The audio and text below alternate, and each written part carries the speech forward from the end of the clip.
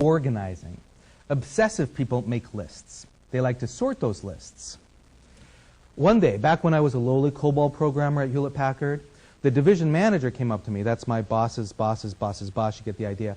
And he said, "Reed, I just want to have something where I can type a little list in and sort it. That's all I want. Don't want anything fancy." And I'm like going, man, the only way that I know how to do that is to spend 3 weeks writing a program, and it'd be really clumsy for him to use when it was done. The world has changed a lot in the last 10 years. And Excel is one of the major tools that allows people to just create their own lists, sort them, manipulate them, organize them however they want. Summarizing. Managers like to see summaries. They like to get the big picture. Lots of people use Excel to make lists. Lists sometimes have numbers in them.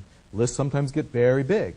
When a list with numbers in it starts to get really, really big, you want to be able to summarize the parts and be able to look and get a sense of what's really going on. Excel is a marvelous tool for doing that. That is an incredible amount to do with just one little software program. And that's why I say that Excel is the most wonderful tool in the world.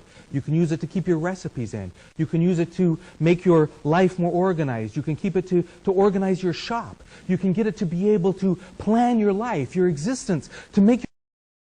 Welcome to Learnkey's training to organize your shop. You can get it to be able to plan your life, your existence, to make yourself into a most wonderful person. You can organize your exercise schedule. You can lose weight. You can do anything in this world with Excel. It's the most magnificent thing I have ever seen.